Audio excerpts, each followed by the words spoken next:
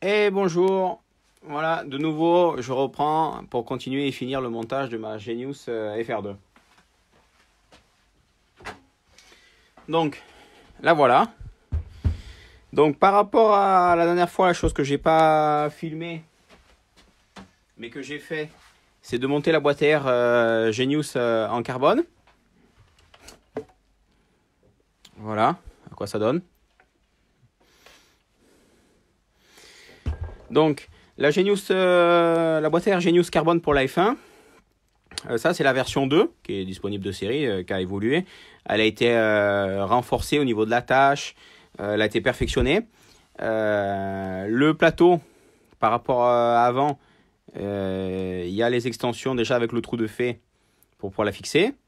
Il y a l'emplacement pour l'OR qu'il n'y avait pas avant. Avant, il était juste emboîté. Là, il y a vous voyez, il y a une gorge exprès. Donc maintenant, l'ajustage, il a été amélioré, perfectionné.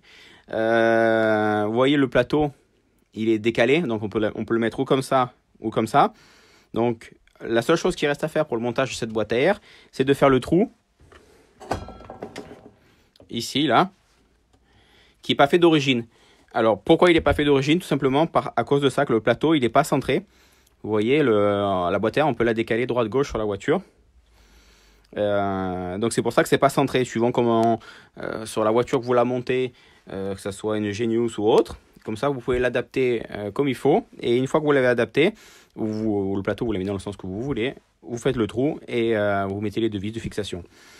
Donc voilà. Moi, je l'ai déjà monté. Donc, pour vous montrer, il y a la mousse qu'on met devant.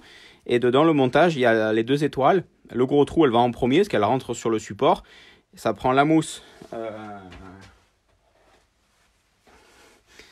voyez, ça prend le gros trou. La mousse qui va au milieu. Et après, celle qui a le petit trou, si vous voyez. Donc, en fait, il y a un montage comme ça.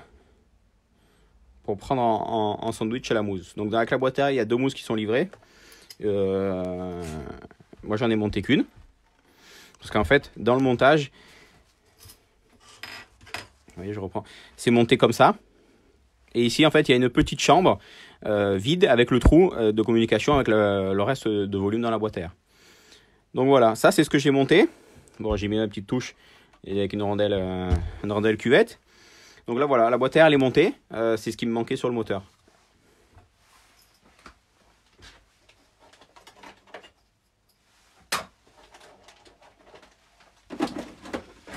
Donc après, la deuxième chose qui me manquait, c'est le différentiel. Ah oui, j'ai fait le câble que j'avais pas fait la dernière fois. Voilà, le câble d'alimentation de la batterie que j'ai branché au récepteur, qui est la longueur désirée pour venir jusqu'au pack d'accu. Donc ça c'est pareil, ça reste quelque chose à faire soi-même. Moi, pour vous donner un ordre d'idée,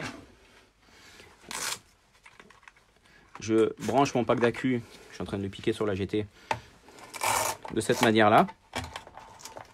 Donc je mets mon pack d'accu. Le moins, il passe dans la sangle, je le branche. Et en fait, le plus, il vient se brancher là. Et une fois que j'ai tout branché, je ferme mon scratch. Comme ça fait une sécurité. Donc ça, c'est ce que je fais sur la GT, c'est ce que je fais sur la F1. Et pour une question de sécurité, j'utilise des fils de 14 AWG en taille, qui sont disproportionnés pour le débit de courant, mais qui sont bien plus fiables à force de tirer, mettre, débrancher, rebrancher, pour que ça soit fiable. Voilà, là j'ai mis un petit peu de gain thermo en plus pour pouvoir contrer les usures qu'il peut y avoir après avec le frottement. Donc voilà. Ça c'est pour le câble. Donc boîte à air, câble, ça c'est ce que j'ai fait. J'ai pas filmé, donc là je vous ai expliqué le pourquoi du comment et de comment j'ai fait. Et ce qui me manquait la dernière fois, c'était de monter le différentiel. Donc le différentiel, je vais monter le différentiel Genius. Bon, classique. Donc là, il est tel quel comme il arrive. Donc je vais pas l'ouvrir parce que dedans, il le monte déjà très bien. Je vais juste vérifier le serrage des vis de serrage pour être sûr. Je mets la couronne. Je vais un peu décaler la voiture. Donc je mets la couronne. Les vis, frein filet. Alors là sur le diff Black Pearl, c'est pas des vis M5, c'est des vis M4. Donc la couronne elle a les deux perçages pour ou diff Genius ou diff d'autres marques qui auraient des fixations avec vis M5.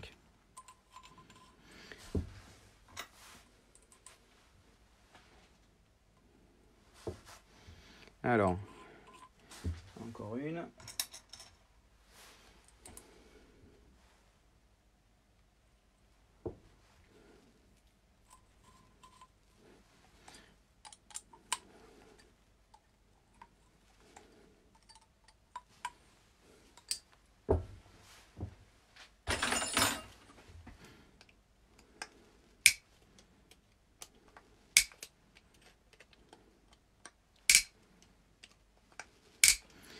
Voilà. Donc, je mets le deuxième roulement qui n'était pas. Donc là, d'origine, le Black Pearl, c'est un diff 5 disques. Type... qu'on appelle ça sans cage dedans. Donc c'est un diff, ce que j'appelle les premières générations, qui n'ont pas le système de cage dedans.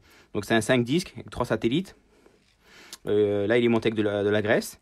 Et si vous regardez dans mes vidéos, j'ai aussi une vidéo où j'explique comment le neutraliser pour le rendre moins efficace. Voilà, là j'ai tout monté. Donc le diff, il est prêt à être monté sur la voiture. Donc on va faire le montage sur la voiture.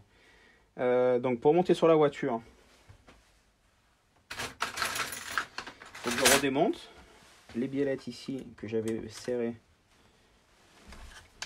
Les biellettes de barre anti-roulis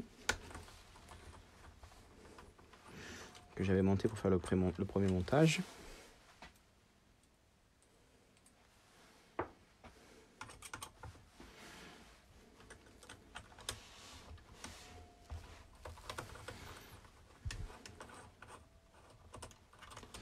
Voilà, une fois que la barre elle est déconnectée,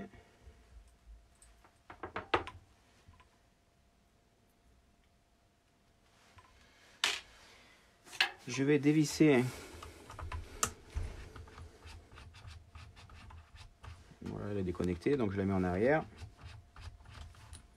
Je débranche les biellettes supérieures.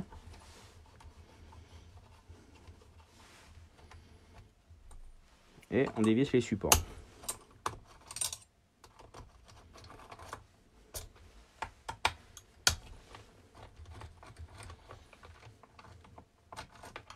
Vous voyez le support. Donc le deuxième. Donc en tout, en dévissant ces supports et la barre anti-roulis, voilà, vous voyez, c'est démonté. Donc là, classique, on emboîte.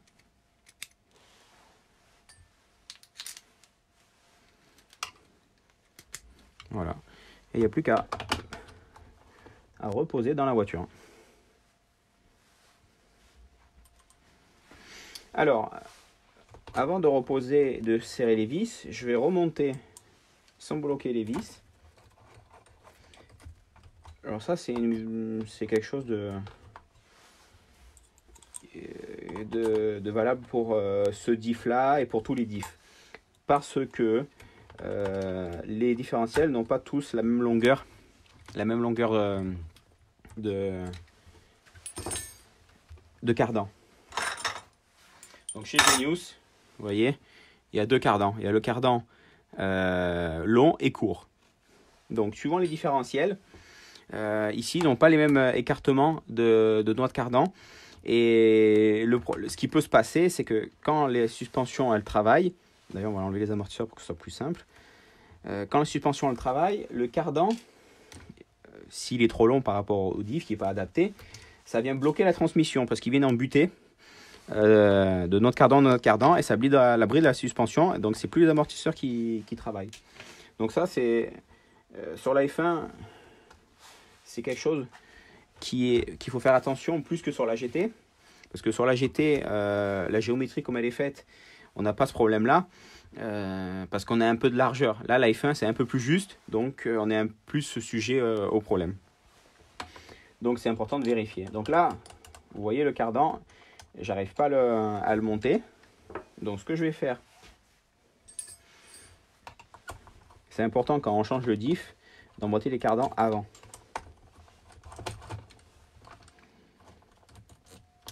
Donc vous voyez, là en l'occurrence, je redévisse mes vis. Voilà, d'un côté je mets un cardan court, et de l'autre côté je mets un cardan long. Vous voyez, donc je vais quand même remettre les vis pour que le diff soit à sa place. Je ne serre pas, juste j'approche, hein, ça suffit.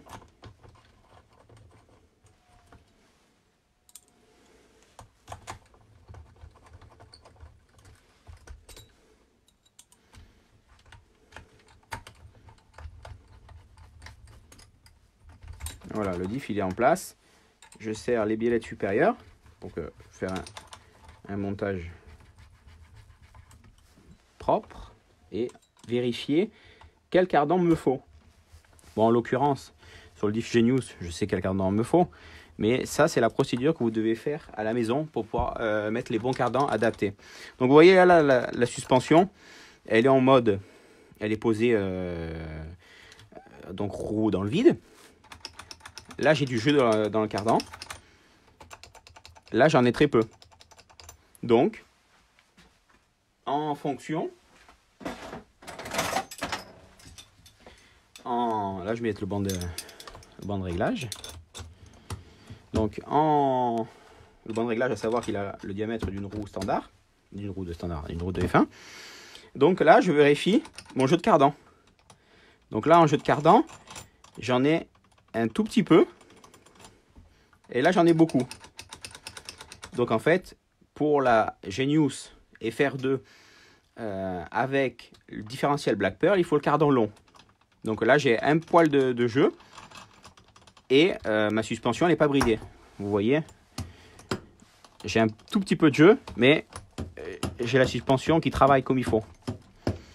Et l'autre côté, là par contre, j'ai beaucoup de jeu, parce que je dois avoir à peu près plus de 5 mm. Bon là, bien sûr, elle n'est pas bridée. Mais le problème d'avoir trop de jeu, c'est que la note cardan risque de sortir du différentiel, donc de fuir et de travailler mal. Donc ça, c'est important, suivant le différentiel que vous montez sur la Genius, de monter le cardan juste et de vérifier. Parce que si le cardan est trop court, je vous ai dit, là, ça peut même se passer que ce ne soit pas la note cardan qui sort, mais le cardan qui sort dans son logement et qui n'arrive pas à entraîner comme il faut. Donc ça, c'est une procédure qu'il faut faire et attention à ça. En général, diff Genius, cardan long sur FR2. Et si vous mettez un différentiel type SCS Powerlock 1, c'est cardan court. Mais si vous mettez par exemple un Powerlock 2, c'est... non, excusez-moi, Powerlock 1, c'est cardan long aussi. Mais par contre, c'est le Powerlock 2, c'est cardan court. Donc après, suivant votre différentiel que vous mettez, attention à ça, à bien vérifier les jeux des cardans.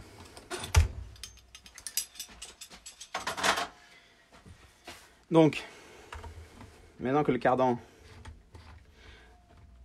Alors après, les cardans, vous me direz, si on achète une voiture neuve, comment on fait pour savoir quel bon cardan il nous faut? Alors après, si vous n'avez pas d'expérience, demandez aux copains, vous pouvez aussi très bien me demander à moi. Ou alors à l'aide de cette vidéo, ça vous donne votre réponse. Et d'origine, par exemple, sur une voiture neuve, on peut très bien... par défaut, la voiture, elle est vendue avec des cardans longs. Si vous savez que vous mettez un autre différentiel et que vous savez que vous avez besoin d'autres cardans, il suffit juste de le préciser.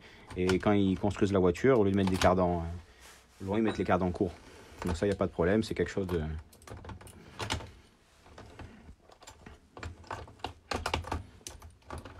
Donc voilà, maintenant que les cardans, je sais lesquels je monte. Donc je prends la paire. Donc ça va être ça. Et on va les monter. Donc la voiture, je la mets de côté.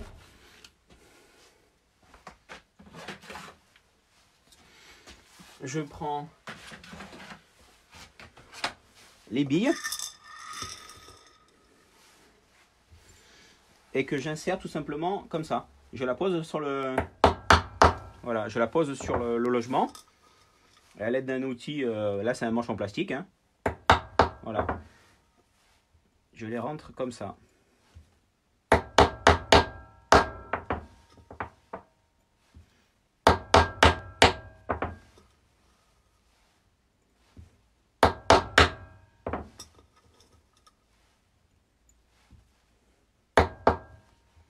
Alors attention quand vous faites, hein. Si ça saute, d'être sur une serviette ou quelque chose pour... vous voyez, ça peut arriver qu'elle saute.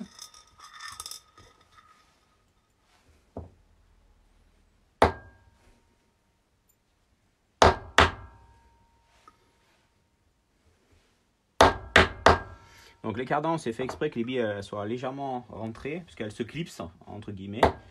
C'est pas qu'elles rentrent bloquées. Après, une fois que ça aura roulé, on verra en redémontant que la bille, elle tourne dans son logement. Et qu'elle est juste, emboîtée. Donc là, ce que je fais, je prends une autre cardan neuve, pour pas prendre, ou alors on prend celle de la voiture.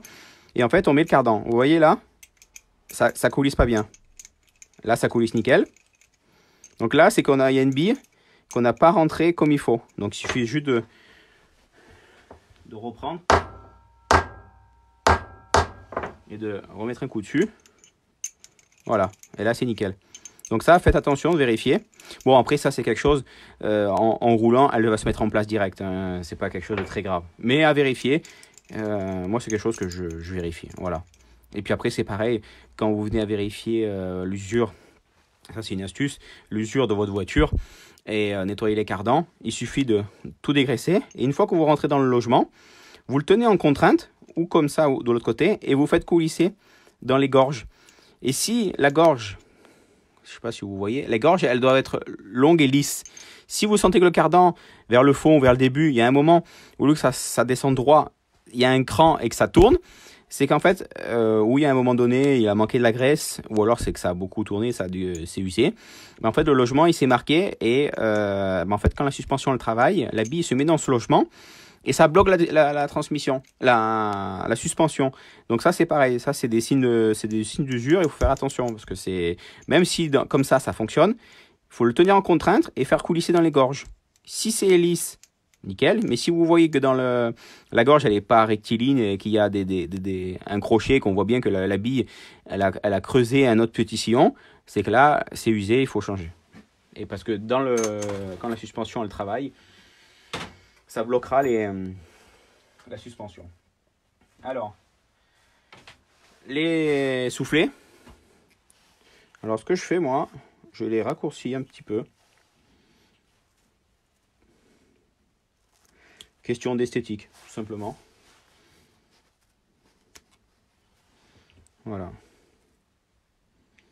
Ça change rien du tout, mais voilà, je coupe ici.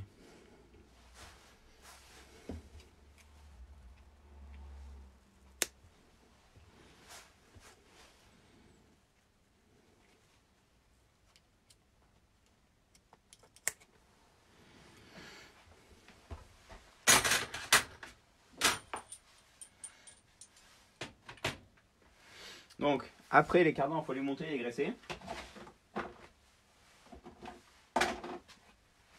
Alors, la graisse transmission, de la graisse de diff, tout ce type de graisse sont bonnes. Alors, je mets un peu de graisse sur la noix déjà, sur la boule du cardan, et je l'emboîte en fait dans le soufflet.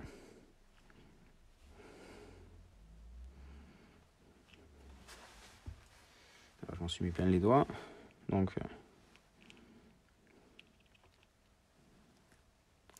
voilà.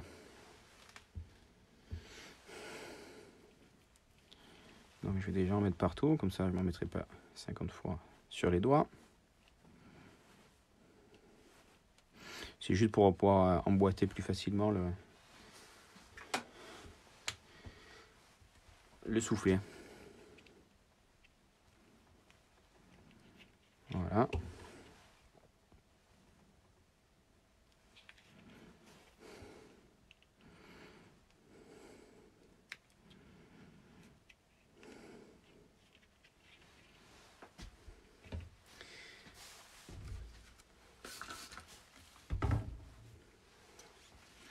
Donc j'enlève le trop de gras pour que ça soit propre et que ça passe pas à la poussière.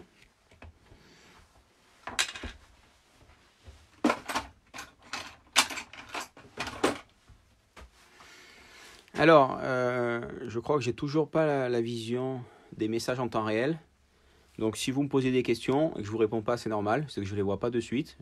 Donc une fois que j'aurai fini la vidéo, je les regarderai, je vous répondrai. Et si vous vous posez une question, n'hésitez pas à me la poser en détaillant ce que vous voulez savoir et je vous dis.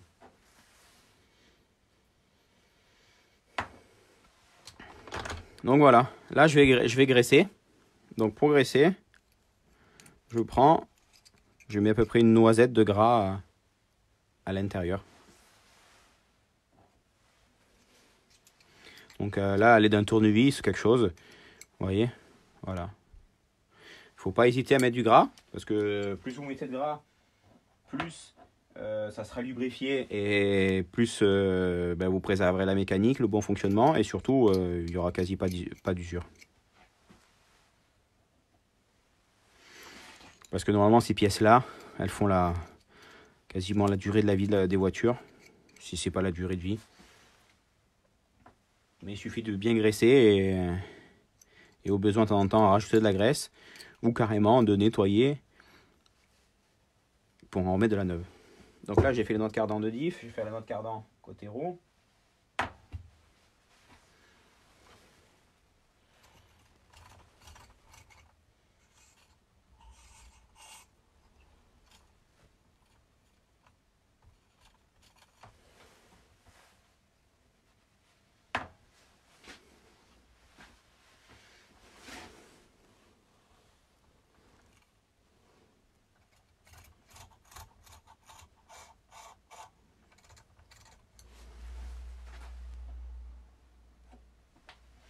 C'est pas forcément simple, parce que là je peux pas bouger la voiture, parce que sinon vous voyez plus rien.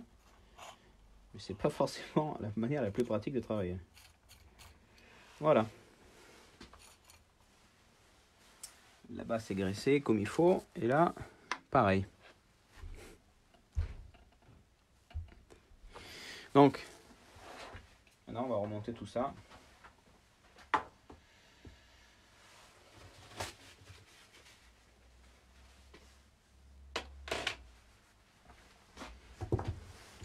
Donc j'emboîte déjà un soufflet de cardan. Voilà. Le deuxième.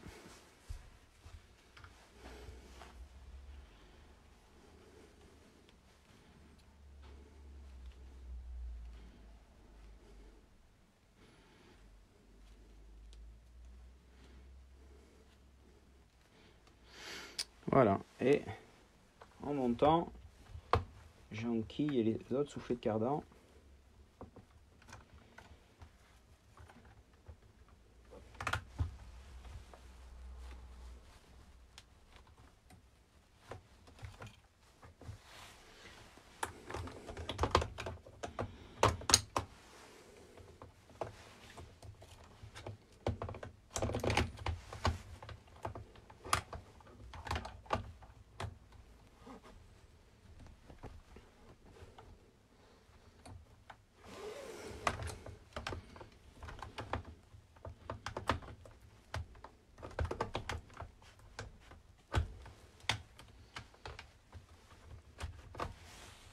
Voilà.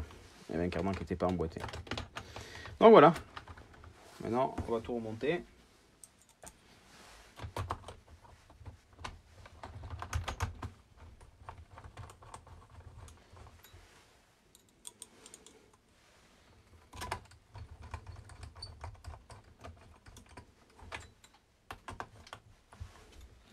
Là, cette fois-ci, on peut serrer les vis.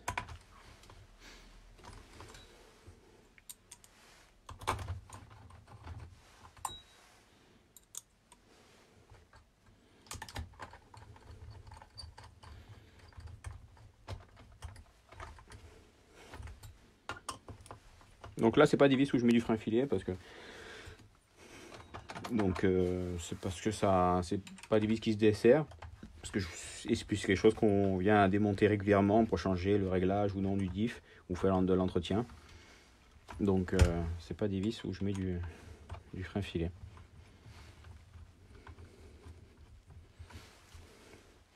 Voilà.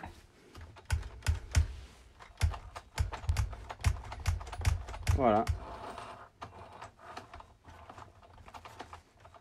Donc voilà la transmission de montée. Donc le diff, qu'il est du jeu en latéral, vous voyez, c'est normal. C'est normal, il en faut. Il ne faut pas spécialement chercher à le caler. Et maintenant, alors la barre anti-roulis, je ne vais pas la remonter. Parce que on va faire, après d'avoir fini cette vidéo, j'en ferai une autre que pour faire le setup de la voiture. Donc on va le laisser comme ça. Et je vais déjà montrer les ailerons.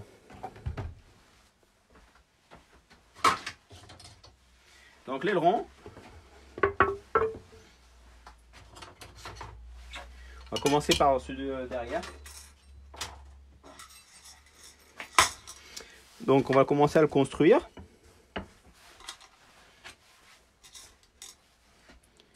Alors ça c'est la plaque qui maintient. On fixe le support mais alu.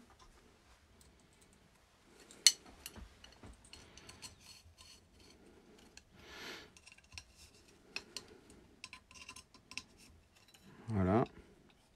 Je le serrerai après.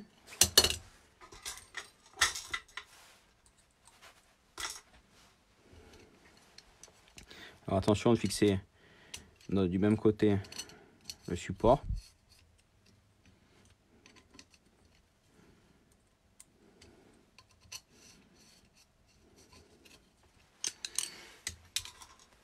Donc je vais commencer à fixer un côté.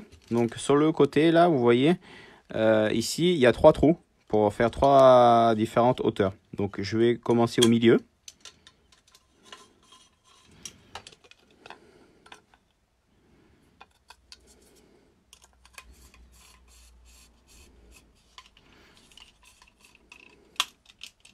Donc pareil, je bloque pas les vis.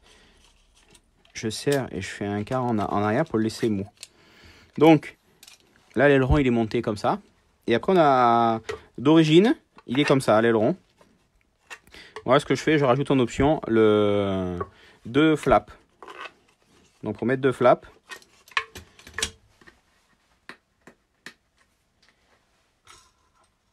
il faut juste prendre un autre flap en plus. Et d'origine les flancs, ils ont déjà la position pour 2 flaps. Donc je commence à le monter.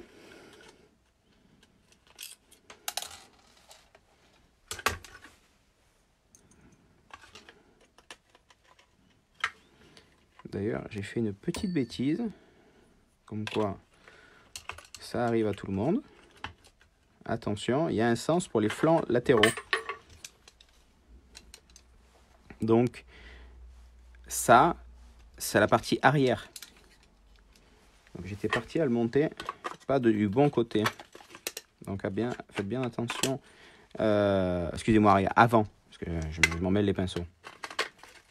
Voilà, ça c'est arrière, ça c'est avant. Donc, en fait, je l'avais bien monté. Je me suis perdu dans mes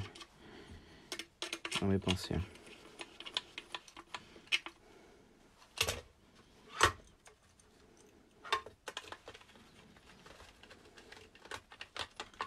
Bon, là, je mets des petits écrous orange pour faire ma petite touche personnelle.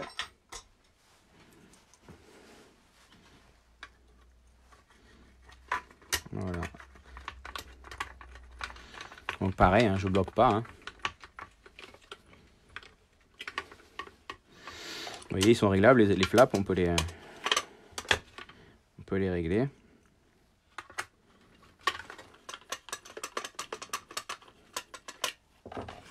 Voilà, ça commence à prendre forme. Et après, de l'autre côté,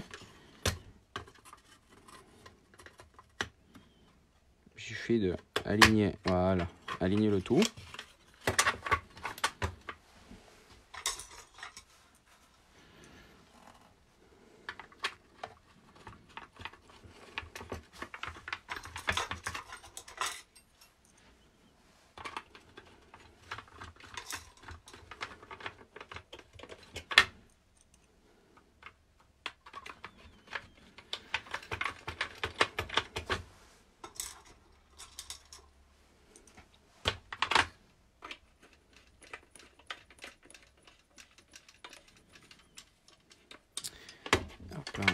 mettre les deux autres vis au trou du milieu, comme ce côté.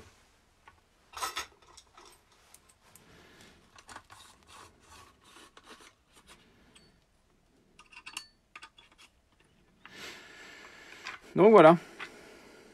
Voilà le rond comme il se... Là j'ai pas serré, donc pour vous montrer les mouvements qu'on peut faire.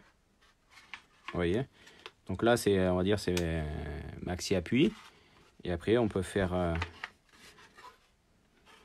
comme ça. Donc après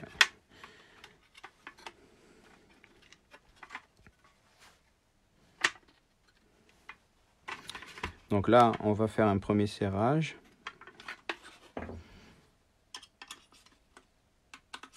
Hop.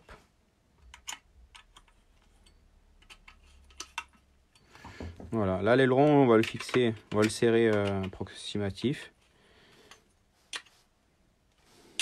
Ce que je vais faire, je vais aligner ici le bord à la languette.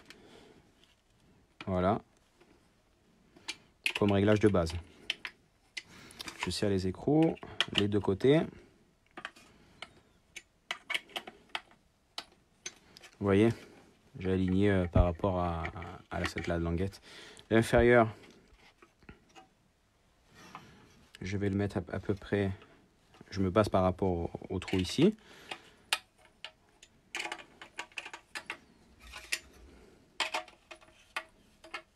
Voilà, l'aileron est monté, ça donne ça. Voilà, donc après maintenant pour le monter sur la voiture, ce que je fais, parce que les vis elles sont ici. Alors ce que je fais, je dévisse ici, la petite M3 sur l'avant.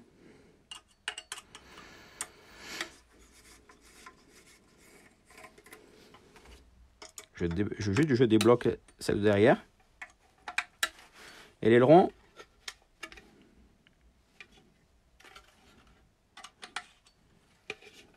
voilà. Et l'aileron, je vais essayer de débloquer. Et l'aileron, en fait, dans sa position sur la voiture, hop, il pivote derrière et il vous laisse libre accès aux vis pour fixer sur la voiture. Donc là, en l'occurrence, voilà. Voilà, avec les 4 vis, on prend, on met sur la voiture.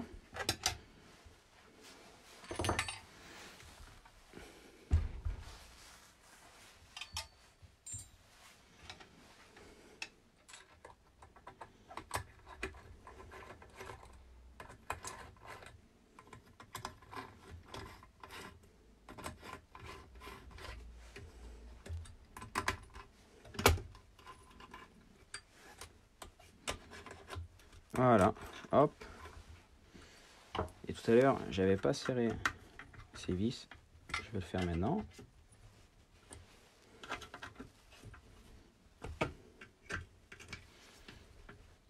Et après, hop, on le remet. Et voilà, l'aileron est monté sur la voiture. Et il suffit juste de refixer les deux vis sur le plan latéral. Donc ça, c'est comme ça que je le monte et je le démonte de la voiture. Quand il y a besoin de bricoler, je le fais pivoter, je l'enlève. Parce que c'est vrai que l'aileron, c'est quand même quelque chose qui prend pas mal de place sur la voiture.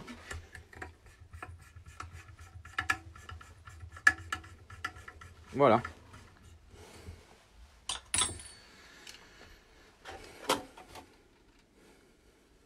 Voilà ce que ça donne.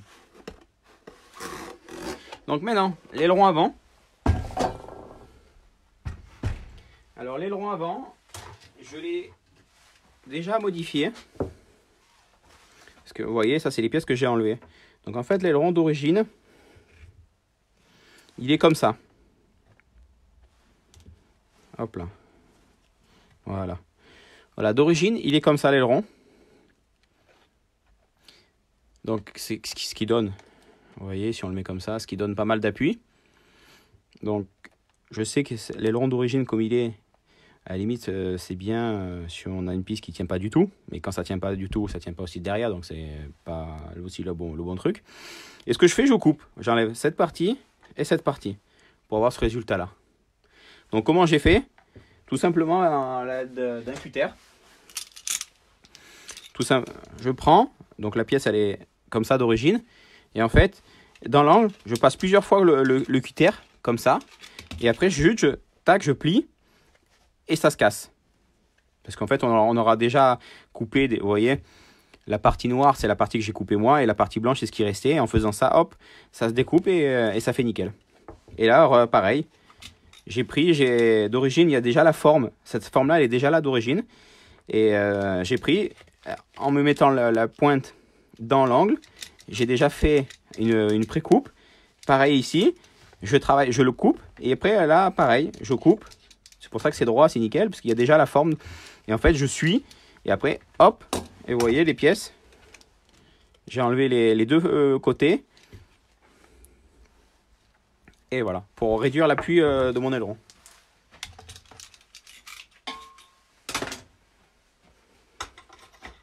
Donc, on va monter le support d'aileron sur la voiture. Alors déjà le support d'aileron sur l'aileron. Donc là c'est l'écrou M4 qui va dessous dans son longement. Par dessus on met la vis.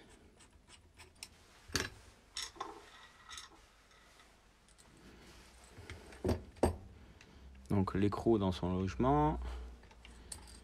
Hop.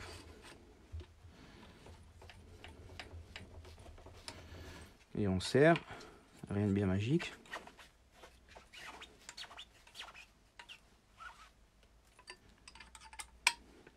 Voilà.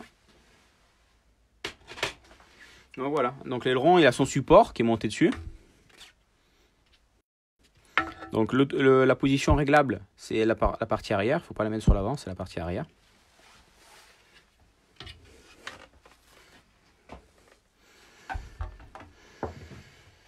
Alors,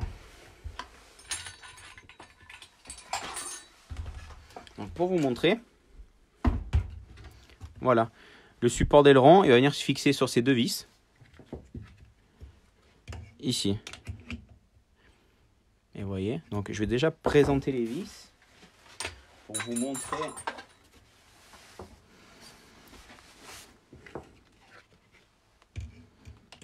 Alors je mets sur la position du bas. J'arrive à attraper le trou. Voilà.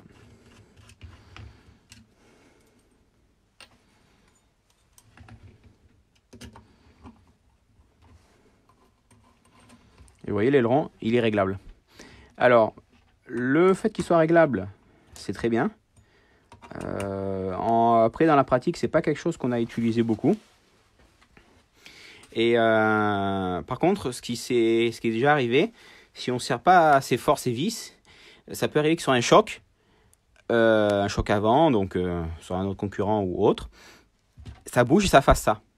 Et le problème, c'est que si ça fait ça, l'aileron, bah, il descend et il touche par terre. Parce que l'amplitude de réglage est assez grande et ça peut aller jusqu'à toucher par terre, donc brider le bon fonctionnement de la voiture. Alors ce que je fais comme astuce pour éviter ce genre de problème, je prends une vis sans tête, comme ça, hein, du frein filet.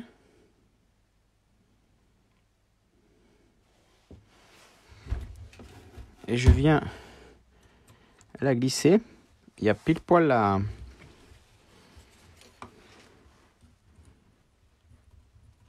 la place pour venir la placer au-dessus. Donc je mets mon doigt dessous pour voir, pour pas la mettre à fleur, pour pas qu'elle dépasse. Voilà, ce qui est le cas. Voilà, et ce qui fait que quand on vient prendre un choc, ben, le support il peut plus bouger. Et il peut plus se dérégler. Parce que même si vous voyez, si je dévisse les vis, ben, il y a juste un poil de jeu. Et ça vient se mettre en butée. Vous voyez? Donc ça, c'est une astuce qui est importante à faire. Parce que si en course, vous venez de prendre un choc ou quoi, que l'aileron touche par terre et ça vous brise votre suspension, ben, la voiture, elle ne fonctionne plus. Et si vous arrêtez, vous perdez aussi un temps énorme. Donc voilà, ça, c'est une petite astuce qui permet une vis en tête comme ça. Donc voilà, là la voiture, elle est prête. Il y a son différentiel, ses ailerons et sa boîte à air et son câble qui manquaient. Donc la voiture, elle est prête à aller en piste. Elle est complète. Maintenant, on va arrêter cette vidéo-là. Et comme ça, la prochaine que je fais, ça va être la partie réglage, qui sera consacrée que pour faire le réglage de la voiture. Et après, ce week-end, je vous ferai une vidéo de ces premiers tours de roue. À plus tard, à vos ateliers.